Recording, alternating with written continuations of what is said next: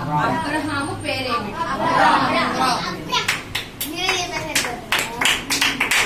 అబ్రహాము పేరు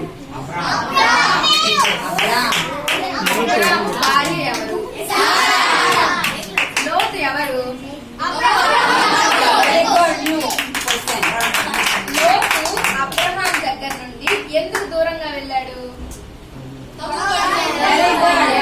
గొడవలు పడ్డాయి.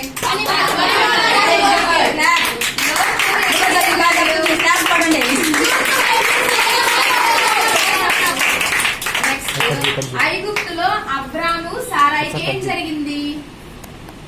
ఐగుప్తులో అబ్రాము సారాయి కరువు వచ్చిన వెళ్ళారు కదా, వాళ్ళకి అక్కడ ఏం జరిగింది?